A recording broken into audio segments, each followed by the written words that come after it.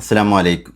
പ്രിയപ്പെട്ടവരെ, ഈ ഒരു സമയത്ത് പലരും അറിയാൻ ആഗ്രഹിക്കുന്ന മുഹറം 1 ബിസ്മി എഴുതുന്നതുമായി ബന്ധപ്പെട്ട വിഷയത്തിലുള്ള വീഡിയോ ആണിത്.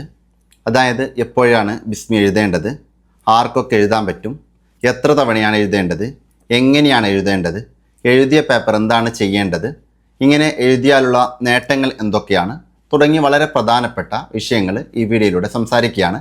ഒരു പ്രാക്ടിക്കൽ മോഡലിൽ എങ്ങനെ എഴുതാമെന്നുള്ളതൊക്കെ കൃത്യമായി സ്ക്രീനിലൂടെയൊക്കെ കാണിച്ചുകൊണ്ടായിരിക്കും കാര്യങ്ങൾ അവതരിപ്പിച്ച് തരിക. അതുകൊണ്ട് ഈ വീഡിയോ എല്ലാവർക്കും ഉപകാരപ്പെടും. കൃത്യമായി ശ്രദ്ധിച്ച് കേട്ടിരുന്നാൽ മതി. വലിയ ശ്രദ്ധയുള്ള ആളുകൾക്ക് ഇത് എഴുതാൻ പറ്റുമോ, അങ്ങനെ പല സംശയങ്ങളുണ്ടാകും. ആ സംശയങ്ങളൊക്കെ ദൂരീകരിക്കും വിധം ഏറ്റവും ലളിതമായ ഒരവതരണമായിരിക്കും ഇത്.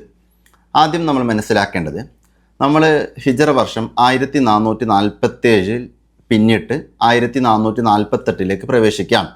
നമുക്കറിയാം, അറബി കലണ്ടർ പ്രകാരം 1ാമത്തെ മാസമാണ് മുഹറം. ആ മുഹറം 1 നമ്മൾ ഈ ബിസ്മി എഴുതേണ്ടത്. അതായത് ഒരു വർഷത്തിലെ ആദ്യത്തെ ദിനം. ഈ ബിസ്മി നമുക്ക് ഒന്നിരിക്കൽ മുഹറം 1 രാവിൽ നമുക്ക് എഴുതാം. അതായത് ദുൽഹിജ്ജ മാസം പൂർത്തിയായി മുഹറം മാസപ്പിറവി കണ്ടത് മുതലുള്ള ആ സമയം. അതല്ലെങ്കിൽ ദുൽഹിജ്ജ 30 സൂര്യാസ്തമയം കഴിഞ്ഞതിന് ശേഷം ആ ഒരു സമയത്ത്, അതായത് മുഹറം 1 രാവിൽ നമുക്ക് എഴുതാം. അതല്ല എങ്കിൽ മുഹറം 1 പകലിൽ എഴുതാം. മൊത്തത്തിൽ മുഹറം 1 സൂര്യൻ അസ്തമിക്കുന്നതിന് മുമ്പായിട്ടാണ് നമ്മൾ ഈ ബിസ്മി എഴുതേണ്ടത്. ഇനി മനസ്സിലാക്കാം, 113 തവണയാണ് നമ്മൾ എഴുതേണ്ടത്. അതെങ്ങനെയാണ് എഴുതേണ്ടത്? എല്ലാവരും സ്ക്രീൻ ശ്രദ്ധിക്കുക. സ്ക്രീനിൽ കാണുന്നത് പോലെ ഓരോ അക്ഷരങ്ങളായിട്ടാണ് ബിസ്മി എഴുതേണ്ടത്. കൂട്ടിയിട്ടല്ല, ഓരോ അക്ഷരങ്ങളായിട്ടാണ് എഴുതേണ്ടത്. അതിനുവേണ്ടി നിങ്ങളൊരു വെള്ള പേപ്പർ എടുക്കാം.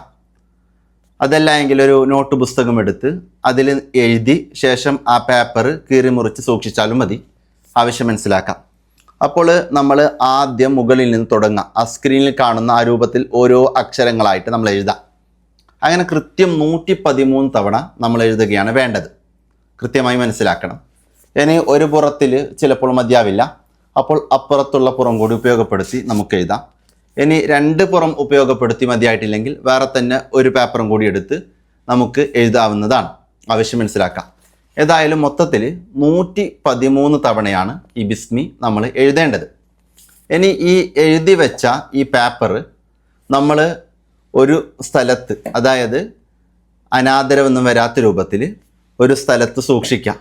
അത് നമ്മുടെ വീട്ടിലാണെങ്കിലും അലമാരയിലോ മറ്റോ അനാദരവൊന്നും വരാത്ത രൂപത്തിൽ ഒരു സ്ഥലത്ത് നമ്മൾ കൃത്യമായി സൂക്ഷിക്കാം എഴുതിയ പേപ്പർ. ആവശ്യം ശ്രദ്ധിക്കാം. ഇനി നമ്മൾ ചെയ്യേണ്ടത്, ഇതിനു മുമ്പ് കുറച്ച് കാര്യങ്ങൾ നമുക്ക് ചെയ്യാൻ പറ്റുമെങ്കിൽ വളരെ നന്നാകും. ഒന്ന്, ഉളൂ ചെയ്തുകൊണ്ട് എഴുതാൻ വേണ്ടി ശ്രമിക്കാം. ഉളൂവിന് ശേഷമുള്ള ദുആ ചെയ്യാം. ഉളൂവിൻ്റെ ശേഷമുള്ള ദുആക്ക് ശേഷം 3 പ്രാവശ്യം ഇന്നാ അൻസൽനാഹു സൂറത്ത് ഓതുക എന്നുള്ളത് വലിയ പുണ്യമുള്ള കാര്യമാണ്. പറ്റുന്നവർ അതും കൂടി ഓതുക. ശേഷം ഉളൂവിന് ശേഷമുള്ള 2 റക്അത്ത് സുന്നത്ത് നിസ്കരിക്കാൻ പറ്റുമെങ്കിൽ വളരെ നന്നായി. അങ്ങനെ സുന്നത്ത് നിസ്കരിച്ച് എഴുതാം. ഇനി ഇതൊന്നും പറ്റുന്നില്ല എങ്കിൽ അറ്റ്ലീസ്റ്റ് ഉളൂ ചെയ്ത് എഴുതാൻ വേണ്ടി എല്ലാവരും ശ്രമിക്കാം. ഉളൂ ചെയ്യാതെ എഴുതിയാലും ശരിയാകും. പറ്റുന്നവർ ഉളൂ ഒക്കെ ചെയ്ത് തന്നെ എഴുതുക. ഇനി ചിലരുടെ സംശയം, വലിയ ശുദ്ധിക്കാർക്ക് ഇങ്ങനെ എഴുതി വെക്കാൻ പറ്റുമോ എന്നുള്ളത്. ഇനി വലിയ ശുദ്ധിക്കാർക്ക് നമുക്കറിയാം, വലിയ ശുദ്ധിയുടെ സമയത്ത് ഖുർആനാണെന്ന ഉദ്ദേശത്തോടെ ഓതാൻ പാടില്ല. അതേ സമയത്ത് അവർക്ക് ദിക്റുകൾ ചൊല്ലാം. ഭക്ഷണം കഴിക്കുന്നതിൻ്റെ തുടക്കത്തിലൊക്കെ ബിസ്മി പറയും. യഥാർത്ഥത്തിൽ അവിടെ ബിസ്മി പറയുമ്പോൾ അത് ഖുർആനാണെന്ന ഉദ്ദേശത്തോടെ അല്ല, ദിക്റാണ് എന്നുള്ള അർത്ഥത്തിലാണ്. അപ്പോൾ വലിയ ശുദ്ധിക്കാർക്കും അതായത് ഈ സമയത്ത് മെൻസസിലോ നിഫാസിലോ കടന്നു പോകുന്ന സ്ത്രീകൾക്കും ഈ പറയുന്ന രൂപത്തിൽ ബിസ്മി എഴുതി സൂക്ഷിക്കാവുന്നതാണ്. ഇനി ഇങ്ങനെ ബിസ്മി എഴുതി സൂക്ഷിച്ചാലുള്ള നേട്ടങ്ങൾ എന്തൊക്കെയാണെന്നുള്ളതാണ് പറഞ്ഞു തരുന്നത്. ഒന്ന്, നമ്മുടെ ജീവിതത്തിലെ പ്രയാസങ്ങൾ മാറാൻ ഇതൊരു കാരണമായി മാറും. നല്ല അനുഗ്രഹങ്ങൾ ഉണ്ടാകാൻ, നല്ല ആഗ്രഹങ്ങൾ പൂർത്തീകരിക്കപ്പെടാൻ, നമ്മുടെ പ്രയാസങ്ങളൊക്കെ മാറി നല്ല സന്തോഷമുള്ള ജീവിതമുണ്ടാകാൻ ഇത് വളരെ പ്രധാനപ്പെട്ട ഒരു കാരണമായി മാറും. ആവശ്യം കൂടി പ്രത്യേകം നമ്മൾ ശ്രദ്ധിക്കാം. നമ്മളെപ്പോഴും മനസ്സിലാക്കേണ്ടത്, നമുക്ക് നിശ്ചയിക്കപ്പെട്ട കുറച്ച് കാര്യങ്ങളുണ്ട്, നിർബന്ധമാക്കപ്പെട്ട കാര്യങ്ങൾ. ഒരു ഉദാഹരണം പറയുകയാണെങ്കിൽ 5 വക്ത് നിസ്കാരം.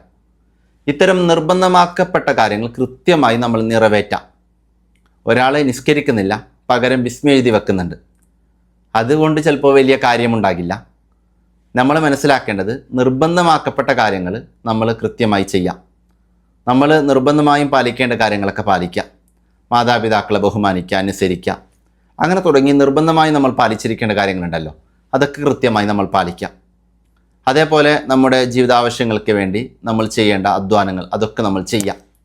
ഒപ്പം ഇതുപോലെ ബിസ്മി എഴുതി വെക്കുക, ദിക്റുകൾ ചൊല്ലുന്നതൊക്കെ നമ്മുടെ ജീവിതത്തിൽ വലിയൊരു ബർക്കത്തുണ്ടാവാൻ പ്രധാനപ്പെട്ട ഒരു കാരണമായി മാറും. അപ്പോൾ ഞാൻ നിങ്ങളോട് പറഞ്ഞു വരുന്നത്, പുതുവർഷത്തിലേക്ക് കടന്നു പോകുമ്പോൾ നമ്മളൊരു പ്രതിജ്ഞ എടുക്കണം. നമ്മൾ ചെയ്യേണ്ട കാര്യങ്ങളൊക്കെ ചെയ്യണം, ഒപ്പം ആത്മാർത്ഥമായി ദുആ ചെയ്യണം. അതേപോലെ ഇന്നത്തെ ദിനം വളരെ ചുരുങ്ങിയ സമയം ഉപയോഗപ്പെടുത്തിയാൽ തന്നെ ഇങ്ങനെ കൃത്യം 113 തവണ ബിസ്മി എഴുതി നമുക്ക് പൂർത്തീകരിക്കാൻ പറ്റും. അങ്ങനെ പറ്റുന്നവരൊക്കെ ബിസ്മി എഴുതി സൂക്ഷിച്ചു വെക്കാം. അത് ജീവിതത്തിൽ വലിയ ബർക്കത്തുണ്ടാവാൻ കാരണമായി മാറും. കഴിഞ്ഞ വർഷങ്ങളിലൊക്കെ അങ്ങനെ എഴുതി സൂക്ഷിച്ച ആളുകൾ നല്ല മാറ്റങ്ങളുണ്ടായി എന്നുള്ള അനുഭവങ്ങൾ കൂടി ഷെയർ ചെയ്തിട്ടുണ്ട്. ആവശ്യം കൂടി ശ്രദ്ധിക്കാം. ഇനി ഒരു കാര്യം കൂടി ഞാൻ നിങ്ങൾക്ക് പറഞ്ഞുതരാം. കൃത്യം 113 തവണ എഴുതണമെന്ന് പറഞ്ഞു. അങ്ങനെ വരുമ്പോൾ നമ്മൾ കുറച്ച് എഴുതി കൃത്യമായി എണ്ണം കാൽക്കുലേറ്റ് ചെയ്യാം. അതല്ല എങ്കിൽ ഓരോ തവണ നമ്മൾ എഴുതുമ്പോഴും അപ്പുറത്ത് ഒരു ഭാഗത്ത് 1, 2 ഇങ്ങനെ കൃത്യമായി അടയാളപ്പെടുത്താം. അങ്ങനെ 113 തവണ കൃത്യമാക്കണം.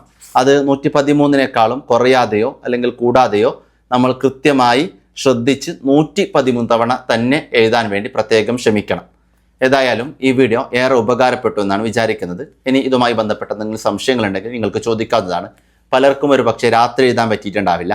അതിനെ രാത്രി എഴുതാൻ പറ്റാത്ത ആളുകൾ പകൽ സമയത്ത് എഴുതുക. അറ്റ്ലീസ്റ്റ് മുഹറം 1 സൂര്യാസ്തമയത്തിന് മുമ്പായിട്ട് ഏതെങ്കിലും ഒരു സമയത്ത് നമ്മൾ വേഗം എഴുതി പൂർത്തീകരിക്കുക. ഏതായാലും അല്ലാഹു സുബ്ഹാനഹു വ തആല ഒരുപാട് നല്ല കാര്യങ്ങൾ പറയാനും കേൾക്കാനും ജീവിതത്തിൽ പ്രാവർത്തികമാക്കാനും നമുക്കെല്ലാവർക്കും തൗഫീഖ് നൽകി അനുഗ്രഹിക്കട്ടെ. ആമീൻ യാ റബ്ബൽ ആലമീൻ. ഒരു കാര്യം പ്രത്യേകം ശ്രദ്ധിക്കണം, സ്ക്രീനിലൂടെ കാണിച്ചു തന്നതുപോലെ ഓരോ അക്ഷരങ്ങളായിട്ടാണ് എഴുതേണ്ടത്, അല്ല കൂട്ടി എഴുതുകയല്ല വേണ്ടത്. ആവശ്യം പ്രത്യേകം ശ്രദ്ധിക്കണം. ഓരോ അക്ഷരങ്ങൾ സെപ്പറേറ്റ് ആയിട്ടാണ് എഴുതേണ്ടത്. അങ്ങനെ വരുമ്പോൾ നിങ്ങൾക്ക് സംശയം ഉണ്ടാവും ബിസ്മിയിൽ ഏതൊക്കെ അക്ഷരങ്ങളുണ്ട് എന്നുള്ളതൊക്കെ. അത് നിങ്ങൾ ഈ സ്ക്രീനിൽ കാണുന്നത് കൃത്യമായി ശ്രദ്ധിച്ചാൽ മതി. ഓരോ അക്ഷരങ്ങൾ സെപ്പറേറ്റ് എഴുതി കാണിച്ചു തന്നിട്ടുണ്ട്. ഇതുപോലെ നിങ്ങൾ എഴുതിയാൽ മതി. ഇനി വേറൊരു വിഷയം, മുഹറം നോമ്പുമായി ബന്ധപ്പെട്ട വിഷയങ്ങളൊക്കെ അടുത്ത വീഡിയോയിൽ നമുക്ക് ചർച്ച ചെയ്യാം.